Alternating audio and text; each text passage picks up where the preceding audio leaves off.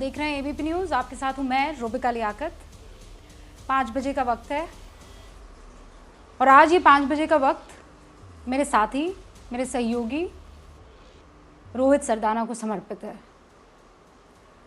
आज सुबह सबसे मनहूस खबर आई कि वो इस दुनिया में नहीं रहे हैं।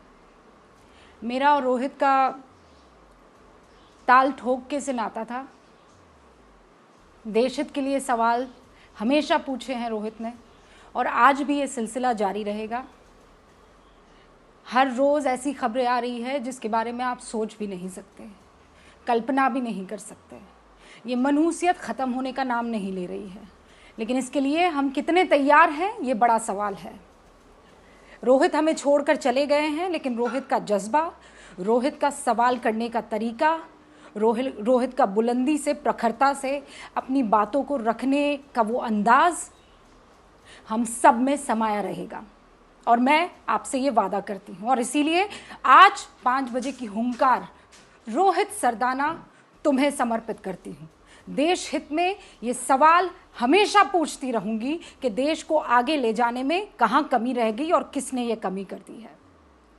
भगवान तुम्हारी आत्मा को शांति दे और यकीन मानिए रोहित, आप ऊपर से वो दंगल ताल ठोक के हुंकार हमेशा भरते रहेंगे और हमें देखते रहेंगे। अब मैं लौट कर उस मुद्दे पर आती हूँ। मुद्दा क्या है? मुद्दा ये है कि हर रोज़ सुबह जब हम उठते हैं तो हम इस खौफ में उठ रहे हैं आजकल कि आज कौन सी बुरी खबर देखने को मिल जाएगी। कई लोग रातों को सो नहीं रहे हैं क्योंकि अस्पतालों के चक्कर काटने पड़ रहे हैं। अस्पताल के बाहर उनके परिवार वाले मर रहे हैं और ये झूठ नहीं है, ये अतिशयोक्ति नहीं है, ये सच है कि चिताएं जल रही हैं, लंबी लंबी कतारें मुर्दों की लगी हुई है। ये सच है कि हमारी तैयारी पूरी नहीं थी, सरकार इसमें विफल रही है। हमारा स्वास्थ्य सिस्टम चरमराता हुआ साफ तौर पर दिखाई दे रहा है और इसीलिए आज सुप्रीम कोर्ट ने कुछ तीखे प्रश्न पूछे हैं और उन्हीं प्रश्नों के इर्द गिर्द आज की हुंकार। खास मेहमानों से आपका परिचय करवाऊं उससे पहले इस रिपोर्ट को आप देखिए।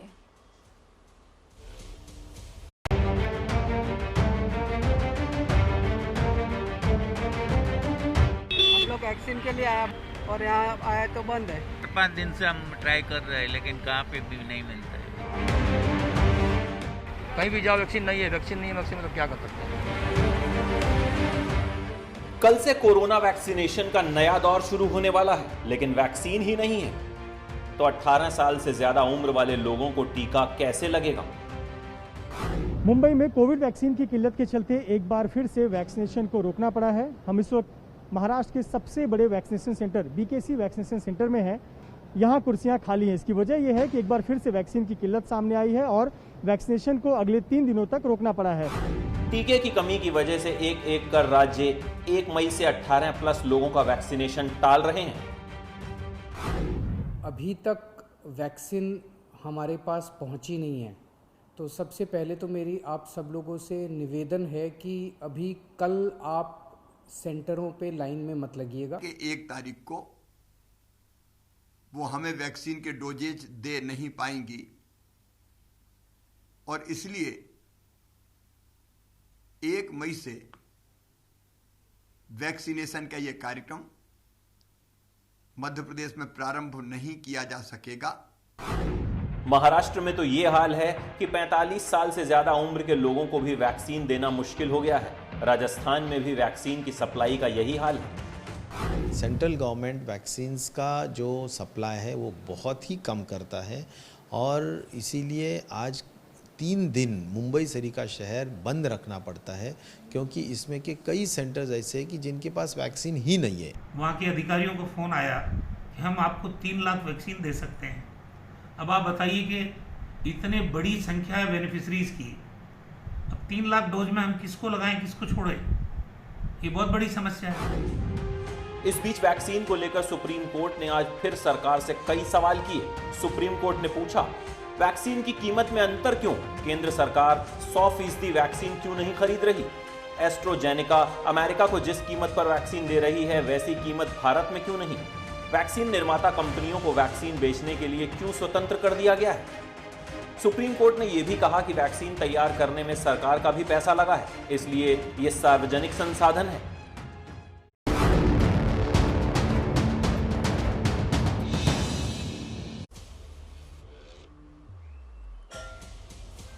और इस पर बातचीत करने के लिए जो खास मेहमान मेरे साथ जुड़े हैं उनसे आपका तारुफ करवा देती हूँ। डॉक्टर संबित पात्रा मेरे साथ जुड़ चुके हैं, जो कि राष्ट्रीय प्रवक्ता है बीजेपी के। रागिनी नायक हमारे साथ जुड़ चुकी है, जो कि प्रवक्ता है कांग्रेस की। डॉक्टर MS मिश्रा हमारे साथ जुड़ चुके हैं, जो कि पूर्व निदेशक है एम्स दिल्ली के। माफ़ कीजिएगा, ये 5 बजे का वक्त है।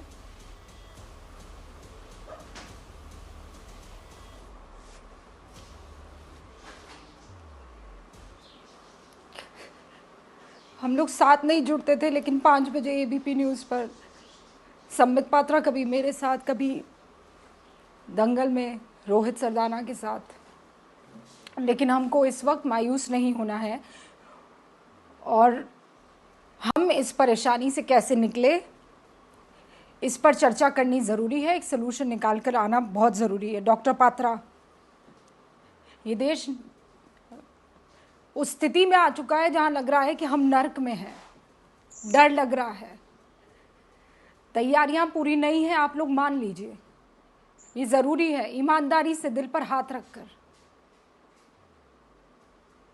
रुबिका जी, आज जो मंजर है वाकई देखिए, कभी ऐसा मंजर आएगा, कभी हम रोहित भाई के लिए इस प्रकार के शब्द भी कह रहे होंगे कि rest in peace, Om Shanti लिख रहे होंगे, ये मैंने कभी सोचा नहीं था। परसों शाम तक हम इतनी बातें करते थे, लगभग हर 2 घंटे में रोहित भाई से बात होती रहती थी। वो कह रहे थे मैं तो रिकवर कर रहा हूँ, मैं बस आ रहा हूँ, 4 दिन बाद डिबेट करेंगे ना, संबित भाई बैठ के करेंगे, और एक बात तो तय रखिए कि मैं 2 तारीख से पहले मैं जरूर आ जाऊँगा। पता नहीं भगवान ने ये क्रूरता क्यों किया है। और देखिए, आप सही कह रही हैं, कभी आपके साथ, कभी उनके साथ, हर अल्टरनेट डे में हमारे भाई के साथ, हमारे दोस्त के साथ हमारा बैठना होता था। उनकी वाइफ वो भी पत्रकार थी हैं, और पहले भी उनके साथ हमारा काफ़ी पत्रकार होने के कारण उनके साथ बड़ा अटैचमेंट रहा है। जब मैं दिल्ली भारतीय जनता पार्टी का प्रवक्ता रहा हूँ, उनको भगवान बहुत शक्ति दे। 2 नन्ही नन्ही बच्चियाँ हैं, उनको भी भगवान बहुत शक्ति दे। आप सही कह रही हैं, सबको डर लग रहा है, इसको कोई नकार नहीं सकता है। आपको भी डर लग रहा है, हमें भी डर लग रहा है, मगर मैं सिर्फ इतना ही कहूँगा कि सही बात है, बिल्कुल सवाल भी हमें पूछें, डरे, अब डरिए मत। हम कम से कम देश को ये कहें कि हम साहस के साथ काम लें। सही कह रही हैं, बहुत बहुत विभत्स दृश्य हर जगह देखने को मिल रहा है। आज भी प्रधानमंत्री जी ने मीटिंग ली है, एम्पावर्ड कमेटी की एक गठन भी हुई है, सारे मंत्री बैठे थे, किस प्रकार से ज़्यादा ऑक्सीजन पहुंचाया जा सके, किस प्रकार ज़्यादा से ज़्यादा तादाद में हम लोगों को मदद कर सके, उसकी पूरी चेष्टा हो रही है। मैं जानता हूँ, आप बिल्कुल सही है कि जो भी चेष्टा हम कर रहे हैं, कहीं ना कहीं नीचे जाके वो कम पड़ जा रही है। आज भी अभी 4 बजे आपने देखा कि एक हेल्थ बुलेटिन जारी किया गया सरकार की तरफ से, बिल्कुल कम पड़ रही है, वरना हम रोहित भाई को भी नहीं खोते। कम पड़ रही है, तभी तो हम अपनों को खो रहे हैं। अगर सब कुछ जैसा हम चाहते वैसा हो जाता तो हम किसी को नहीं। देखिए, आज भी वैक्सीन को लेकर अभी जो बुलेटिन जारी हुआ, देखिए मैं एक प्रवक्ता तो संबित पात्रा, फिर मेरा सवाल ये है कि हाँ, नहीं, मैं आपसे ये कह रही हूँ कि जो सवाल आज सुप्रीम कोर्ट ने पूछे हैं, उन सवालों के जवाब तो आपको देने पड़ेंगे। जैसे एस्ट्राजेनेका अमेरिका को जिस कीमत पर वैक्सीन दे रही है, वैसी कीमत भारत में क्यों नहीं है। इससे और आगे बढ़कर के 18 साल के लोगों को वैक्सीन लगाने के लिए हमने बढ़ चढ़कर ऐलान तो कर दिया, लेकिन बढ़ चढ़कर तैयारियां नहीं हैं। मध्य प्रदेश नहीं तैयार है, राजस्थान नहीं तैयार है, बाकी तमाम राज्य नहीं तैयार हैं। तो हमने फिर ये कहा क्यों, जब हमारी तैयारी पूरी नहीं थी। आप इसका जवाब दीजिएगा। मैं चाहती हूँ रागिनी भी एक बार अपनी बात कह दे और उसके बाद हम इस बहस में आगे बढ़ते हैं। रागिनी, दोस्त नहीं रहा। मेरा तो करना चाह नहीं रही थी, पर मुझे लगा कि रोहित सरदाना जी के निधन के संदर्भ में 2-3 बातें कहनी बहुत जरूरी है। पहली बात ये कि आप और मैं बहुत सालों से न सिर्फ उनके परिचित थे, बल्कि दोस्त भी थे। मैं 15 साल से रोहित जी को जानती थी, कभी भी उनके साथ मेरे विचार नहीं मिले। भेद हमेशा रहा, पर मनभेद कभी नहीं हुआ।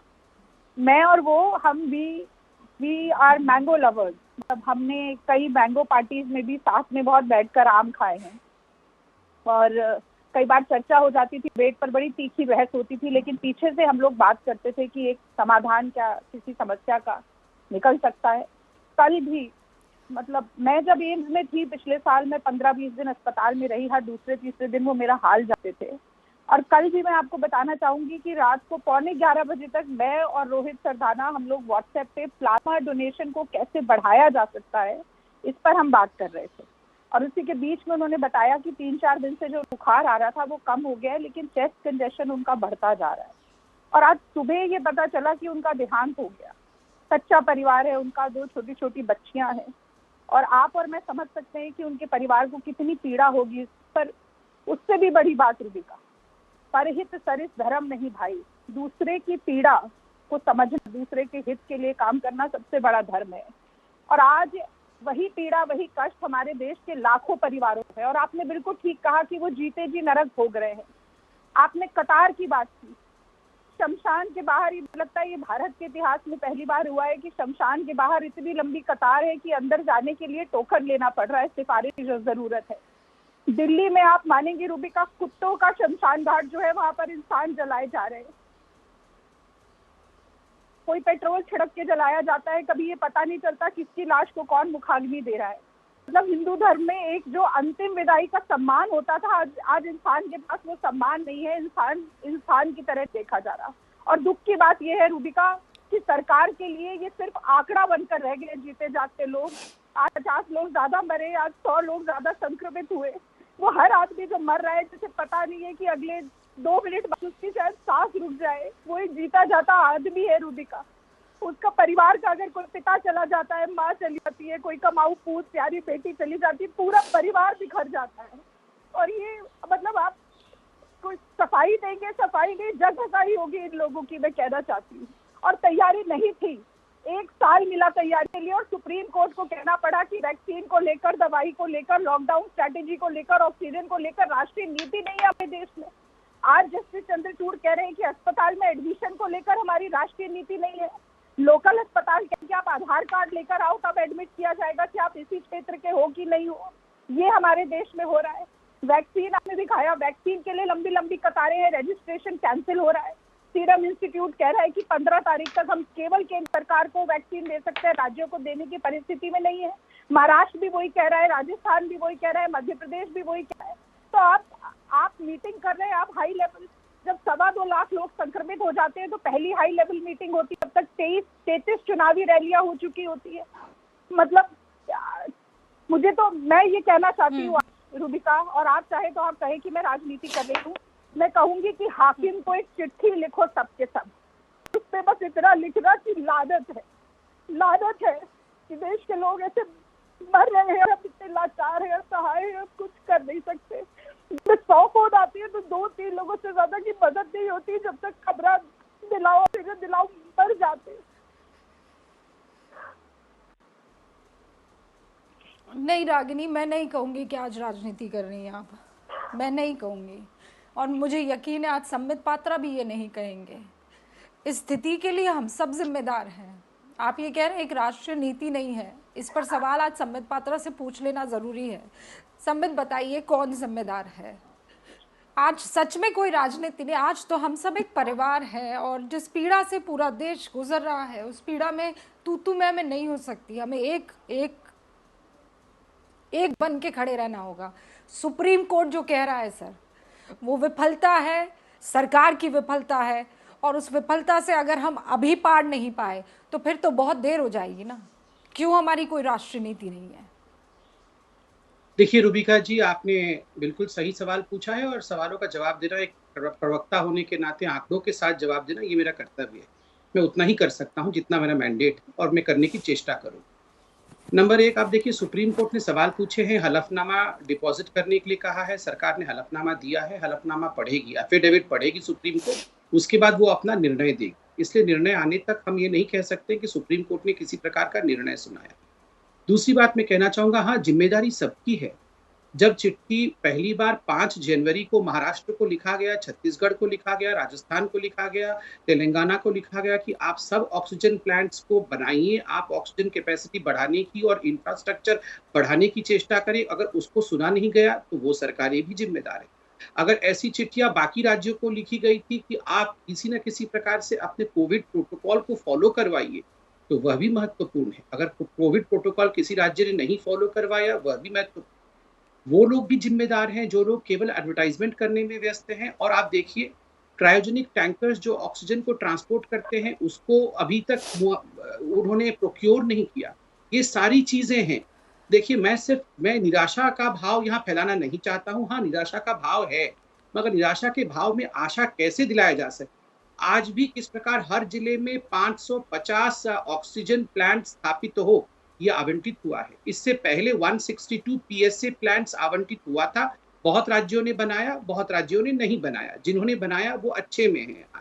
आज भी दिल्ली के अंदर 1000 मैं बेड का चाहती हूँ डीआरडीओ रागिनी आपसे हॉस्पिटल। इस पर बात करें, लेकिन उससे पहले मैं डॉक्टर मिश्रा से सर मैं डॉक्टर मिश्रा को एक बार ले आना चाहती हूँ, वो अपना ओपनिंग रिमार्क दे दे। डॉक्टर मिश्रा, अब हम इस पर बहुत चर्चा कर सकते हैं कि किसकी जिम्मेदारी थी, किसने अपनी जिम्मेदारी ठीक से नहीं निभाई। घर का मुखिया होने के नाते आज की तारीख में सवालों के घेरे में केंद्र सरकार रहेगी। मुखिया है वो घर के, और उनको उन सारे सवालों के जवाब देने होंगे। लेकिन राज्य सरकारें सिर्फ ये कहकर कि मुखिया ने हमें कहा नहीं, बताया नहीं, जबकि बताया गया ऐसा कहा जा रहा है। मैं ये कह रही हूँ कि बिल्कुल अभी क्या करने की जरूरत है। और मैं आज ईमानदारी से बताती हूँ, आज ट्विटर पर डॉक्टर मिश्रा, जब मैंने रोहित चहल है, प्रज्ञा चारू है, एनएसयूआई के श्रीनिवास है, उन सबको हम टैग करते रहते हैं कि मदद कर लीजिए। श्रीनिवास जी से आज मेरी बात हुई, उन्होंने कहा कि रूबिका, आज की तारीख में अगर सबसे ज़्यादा महत्वपूर्ण है तो डॉक्टर मिश्रा वो ये कह रहे थे कि इन बड़े बड़े स्टेडियम को एक बेड और सिलेंडर के साथ एक ऐसे प्राइमरी अस्पताल में कन्वर्ट कर दिया जाए जहां लोग 3-3 दिन के लिए जो बाहर घूम रहे हैं, जो प्राइमरी उनको ऑक्सीजन चाहिए, अगर वो मिल गई तो हम इस परेशानी से पार पाएंगे। Doctor Mishra, is he correct when he is asking for this? नहीं, बिल्कुल ये ठीक है। आपने देखा दिल्ली में एक गुरुद्वारे के बाहर इसी तरह का उन्होंने ऑक्सीजन लंगर लगाया है। तो जिन लोगों को बिस्तर नहीं मिल रहा है, और ये देखिए, मैं खुद इस प्रोफेशन में पिछले 50 वर्ष से हूँ, मैंने अपने को इतना लिमिटेड कभी नहीं समझा। मैं किसी की मदद नहीं कर पा रहा हूँ। मेरे से कोई भी बेड के लिए फ़ोन करता है, मैं उनसे माफ़ी मांग लेता हूँ। कहने लगा, मुझे मालूम है क्या स्थिति चल रही है सब जगह, चाहे जिस हॉस्पिटल से मैं इस समय जुड़ा हूँ वहाँ भी, एम्स में भी, और बाकी निजी संस्था हॉस्पिटल्स में भी क्या स्थिति है मुझे पता है। और प्रायर जो हमें करना चाहिए रुबीना, भारत में जो हम नहीं कर पाए कभी भी, एक जो सुप्रीम कोर्ट ने भी कहा है कि एक गाइडलाइन फॉर एडमिशंस 65 वर्ष से ऊपर, 60 वर्ष से ऊपर या नीचे, जो भी गाइडलाइन हम बनाते हैं, यूके ने किया, सब देश इससे गुजरे हैं। ये नहीं है कि खाली भारत गुजर रहा है इस अवस्था से। देखिए, नंबर अपनी जगह है, हमारी समस्या अपनी जगह है, और कोई भी जस्टिफिकेशन कोई भी मौत को जस्टिफाई नहीं कर सकता। ये भी बात सच है। जिसका परिवार का जाता है उसको पता लगता है कि क्या हुआ है। और ये इस समय में ये भी कहना कि इसकी गलती है, उसकी गलती है, वो भी कोई समस्या का समाधान नहीं है। क्योंकि हमें ढूंढना ये है कि अगर हॉस्पिटल्स को एक क्राइटेरिया बनाने दिया जाए, कमिटी बना के, कि भाई इस कैटेगरी के लोगों को प्राथमिकता मिलेगी भर्ती में, और इस पैंडेमिक में या इस संक्रमण की जो दूसरी वेव चल रही है, इसमें लोग कोविड से मौत नहीं हो रही है, जो निमोनिया हो रहा है कोविड की वजह से। जो रोहित का भी मैं अभी आपसे सुन रहा था कि वो बात करी उन्होंने रात को, हार्ट अटैक हो रहा है सर, और नहीं हार्ट अटैक नहीं, ये नहीं हार्ट अटैक क्यों नहीं हो रहा है, हाइपोक्सिया जो होता है, जो हाइपोक्सिया होता है उसको बहुत ज्यादा देर हम सस्टेन नहीं कर सकता हमारा शरीर, उसकी वजह से कार्डियक अरेस्ट होता है। बच्चों में भी होता है, बड़ों में भी होता है ये। और ये जो अवस्था है बुखार ठीक होने के बाद शुरू होती है, ये अभी तक हम लोगों ने नहीं समझा। हम बुखार रेमडेसिविर में पड़े हुए हैं, हम टोसिलिजुमैब में पड़े हुए हैं, हम निमोनिया की डायग्नोसिस, आज मेरी कहीं पे बात हो रही थी किसी चैनल पे, मैंने कहा 5वें दिन से आपको मॉनिटर करना है ऑक्सीजन लेवल। जब निमोनिया से आपका लंग इफेक्ट होगा, अगर वो 16 से ऊपर है, 17 से ऊपर, 25 के बीच में है, उनको अस्पताल में जाने की आवश्यकता है, अस्पताल की आवश्यकता है। उससे नीचे है, घर पे मैनेज हो रहा है या कहीं पे भी मैनेज हो सकता है, खाली ऑक्सीजन 1-2 लीटर प्रति मिनट चाहिए उनको। उसके लिए जो स्टेडियम वाली आपने बताया है, उसके लिए बहुत काम आएगा वो। अगर इस तरह का हम कोई बंदोबस्त करते हैं तो, कि जैसे गुरुद्वारे के बाहर उन्होंने ऑक्सीजन लंगर लगाया है, क्योंकि हाँ, वो कर दो, ज़्यादा ज़रूरत नहीं है। 4 दिन का टाइम है ये सेटअप लगाने में, 4 दिन का वक्त लगेगा जो मुझे बताया गया है। संबित पात्रा, क्या हम ये नहीं कर सकते हैं? रागिनी नायक, आपकी सरकारें भी ये कर सकती है, संबित पात्रा आपकी सरकारें भी ये कर सकती है। Why are we not doing it? हम कर क्यों नहीं रहे हैं? डॉक्टर पात्रा। देखिए, मैं जवाब देता हूँ। बिल्कुल सही कहा डॉक्टर साहब ने यहाँ, और आपने भी सही सुझाव दिया। ऐसा नहीं है कि जो लोग एम्पावर्ड कमिटी में हैं, चाहे स्टेट्स के हों चाहे सेंटर के हों, वो ये नहीं सोच रहे। इसी का नतीजा है कि आज DRDO हर राज्य में इस प्रकार के सेंटर्स खोल रही। दिल्ली में अभी 1000 बेड का ये सेंटर खुला है, राधा स्वामी ब्यास में आपने देखा है। इसको 2500 बेड का किया जा रहा है, और उसमें बिल्कुल यही प्रावधान कि हर बेड के साथ ऑक्सीजन अटैच करना, और जिस व्यक्ति को ऑक्सीजन से मैनेज करना है वहां रख के मैनेज करना। और ये केवल दिल्ली में ही नहीं, हर राज्य में। अब आपने आज भी देखा है, एबीपी न्यूज में देखा था, नेवी भी आ गई है। पात्रा, नेवी भी 2500 नहीं, 2500 तो आप अभी अपना ट्विटर टाइमलाइन देख लीजिए, अब तक 2500 आपको रिक्वेस्ट आ गई होगी दिल्ली में ही। मैं कह रही हूँ 2500 वो आंकड़ा नहीं है, हमें इससे ज्यादा करना है। 10 दिन में वो चाइना अस्पताल खड़ा कर देता है। हम स्टेडियम को एक अदद बेड और सिलेंडर के साथ क्यों नहीं एक अस्पताल के रूप में तैयार कर लेते हैं? मेरा एक सीधा सा प्रश्न आपसे भी, और रागिनी आपसे भी, एक छोटे से ब्रेक के लिए रुक रहे हैं, जब लौटेंगे तो अब मैं सोल्यूशन पर चर्चा करना चाहती हूँ, और उसके बाद ये किसकी गलती है इस पर हम बहुत टाइम पड़ा है, हम वो कर लेंगे। लेकिन सोल्यूशन मुझे देकर जाइएगा, आज रोहित के लिए देकर जाइएगा, इस देश के हर उस शख्स के लिए देकर जाइएगा जो अभी डरा हुआ महसूस कर रहा है। देखिए, 2.5 करोड़ से ज़्यादा लोगों ने, 18 साल से ज़्यादा उम्र के लोगों ने, करीब 2.5 करोड़ लोगों ने वैक्सीन के लिए रजिस्ट्रेशन करवा दिया है, लेकिन उन्हें वैक्सीन कब मिलेगी ये नहीं पता है। मैं ऐसा इसलिए कह रही हूँ क्योंकि महाराष्ट्र में उद्धव ठाकरे ने कहा 1 मई से भाई हम लोग सिर्फ सांकेतिक वैक्सीनेशन का कार्यक्रम शुरू कर सकते हैं इन यंगस्टर्स के लिए 44 साल की उम्र तक। मध्य प्रदेश में कह दिया गया है कि 18+ वालों को वैक्सीन नहीं मिलेगी 1 मई से। अभी राजस्थान में सिर्फ 9 जिलों में शुरुआत होगी। बिहार में सरकार के पास वैक्सीन है ही नहीं, नीतीश कुमार ये कह रहे हैं। गुजरात में भी महज 10 ही जिलों में शुरुआत होगी इसकी। दिल्ली में अभी 18+ वालों को वैक्सीन लगने ही नहीं वाली है। पंजाब में 1 मई से वैक्सीनेशन की उम्मीद लग नहीं रही है। आंध्र प्रदेश में सितंबर से पहले शुरू होने की कोई उम्मीद ही नहीं दिख रही है। जम्मू कश्मीर में 1 मई से 18+ को वैक्सीन नहीं लगेगी, ज़्यादातर नाडा है। संबित पात्रा, पहला जो सवाल मैंने आपसे पूछा था कि इंतज़ाम जल्द से जल्द क्यों नहीं कर दिया जाता है, इसमें बुराई क्या है, परेशानी क्या है? 1 बिस्तर और सिलेंडर, 4 दिन में सेटअप पूरा तैयार। मैं दोनों का जवाब देता हूं, क्योंकि वैक्सीन पे भी जनता को जानना चाहिए। और जो बिस्तर वाला आपने कहा, देखिए, केवल एक बिस्तर होने से लोगों को बहुत ज्यादा इसमें मदद नहीं मिलने वाली। बिस्तर तो होना ही चाहिए, मगर ऑक्सीजन सिलेंडर की भी आवश्यकता है, जैसा कि आपने कहा। केंद्र सरकार, राज्य सरकार दोनों अपने अपने स्तर पे काम कर रही है, और करना भी चाहिए। केंद्र सरकार की तरफ से मुख्यतः DRDO के माध्यम से दिल्ली में, लखनऊ में, श्रीनगर में, और अधिकांश जगह जहां केस लोड अधिक है, 2500 से 4000 बेडेड इस प्रकार के अस्पताल 2-4 स्थानों में बनाए गए। कुछ जगह स्टेडियम्स को भी कन्वर्ट किया गया है, और वहां बेड और ऑक्सीजन की सुविधाएं और डॉक्टर इत्यादि दिए गए हैं। दिल्ली में 1000 डॉक्टर, नर्स इत्यादि का जो सहयोग है वो भी दिया गया है DRDO की इस फैसिलिटी को। ठीक उसी प्रकार अब नेवी भी पिच इन कर रही है, एयरफोर्स भी पिच इन कर रही है, और राज्य सरकारें भी, चाहे वो महाराष्ट्र की हो, चाहे वो मध्य प्रदेश की हो, चाहे वो दिल्ली की हो, वो भी स्टेडियम कन्वर्ट कर रही हैं। मगर मुझे लगता है कि केस लोड बहुत अधिक होने के कारण ये कन्वर्ट होते ही भर जा रही है। जैसे DRDO की फैसिलिटी मैंने देखा, चालू हुए 500 बेड के साथ, और जिस दिन वो चालू हुआ उसी दिन भर गया। 1000-2000 आप बेड के संख्या बता रहे हैं ना, 2500 तो एक बार में, फिर मैं कह रही हूँ आपको, आप अपना टाइमलाइन खोलिए, रिक्वेस्ट आ गई होगी। रागिनी, ये क्या आपकी सरकारें वहां नहीं कर सकती है जहां पर आपकी सरकार है? आप ये संबित पात्रा कह रहे हैं DRDO की तरफ से हमने तो कोशिश की है, लेकिन संख्या जो बता रहे हैं वो तो एकदम ऊंट के मुंह में जीरा जैसा है। रुबिका जी, देखिए, सबसे पहले तो मैं ये बात कहूंगी कि जिस तरह से पिछले 1 साल से सरकार की कोरोना प्रबंधन में लापरवाही घातक साबित हुई है, उसी तरीके से गलत घोषणाएं भी घातक साबित होती हैं। तो आप घोषणा करके कह दें कि एक 551 PSA ऑक्सीजन प्लांट लगाए जाएंगे, तो जनता को ये भी बताना चाहिए कि सरकार के हाथ में कोई अलादीन का चिराग नहीं है जिसे घिसकर कल प्लांट बन जाएंगे।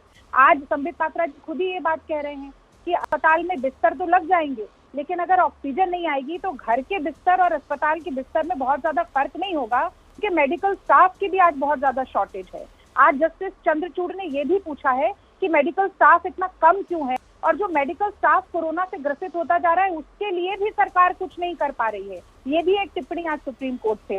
तो पहली बात तो ये कि घोषणा सरकार ने कर दी, चाहे वो ऑक्सीजन प्लांट की हो चाहे वैक्सीन की हो, लेकिन वो ऊंट के मुंह जीरा इसलिए है क्योंकि एक सेंट्रल विस्टा में 20,000 करोड़ रुपया खर्च कर रही है मोदी सरकार, लेकिन क्रायोजेनिक टैंकर जो पिछले 1 साल में खरीदे जाने चाहिए थे वो नहीं खरीदे गए। आवागमन ऑक्सीजन का हो ही नहीं सकता, जबकि हमारे देश पर डॉक्टर पात्रा जल्दी से जवाब दीजिए। का उत्पादन रोज जवाब देता हूं। और जिम्मेदारी से पीछे नहीं हट सकते आप। रूबिका जी मैं जल्दी से इसका जवाब देता हूँ। रूबिका जी पहली बात मैं यहाँ जोड़ने दीजिए। रूबिका जी जोड़ दीजिए। अच्छा एक बात जोड़ लेने दीजिए डॉक्टर पात्रा, उसके बाद। हाँ, इस वक्त आप महाराष्ट्र, राजस्थान, गुजरात, दिल्ली, उत्तर प्रदेश, मध्य प्रदेश में विभाजित कर भी लेंगे तो नजर यही आ रहा है कि हर सरकार का मुख्यमंत्री बोल रहा है कि हमारे पास वैक्सीन नहीं है, क्योंकि घोषणा कर दी गई पर सीरम इंस्टीट्यूट 15 मई तक वैक्सीन इतनी बड़ी तादाद में बना ही नहीं सकता। तो ये केवल और केवल लोगों को मूर्ख बनाना है कि हम 1 मई से हम शुरू देंगे, जबकि हमारे पास है ही नहीं, न नॉर्मल तेल होगा। अब मैं जवाब दे दूं तो ये रूबिका जी, गलत ऑप्टिक्स, डॉक्टर पात्रा ऑप्टिक्स है ये। हाँ, आपकी तैयारी नहीं है, आपने जबरदस्ती ऑप्टिक्स के लिए ये कर दिया है। मैं जवाब दे दोनों को समझा दूंगा अच्छे से। रूबिका जी पहली बात है, जो लोग भी संविधान समझते हैं वो जानेंगे कि health is a state issue. जो हेल्थ होता है वो राज्य का इशू होता है। तो किसी भी राज्य को केंद्र ने मना नहीं किया है कि आप यहाँ पर किसी स्टेडियम को कन्वर्ट कर दीजिए, आप ऑक्सीजन सिलेंडर लगाइए, आप 18-20 हजार बेड बनाइए। किसी राज्य को किसी भी केंद्र सरकार ने मना किया है? महाराष्ट्र चाहे तो वो 1 लाख की बेड बना सकती है, राजस्थान चाहे तो वो 2 लाख की बेड बनाए। हेल्थ स्टेट इशू होता है, राज्य का इशू होता है, केंद्र का इशू नहीं होता है। हम केवल सपोर्ट के लिए खड़े हैं, नंबर 1। नंबर 2, ठीक है। और वैक्सीन को लेकर मैं बहुत तथ्यात्मक जवाब आपको देता हूं।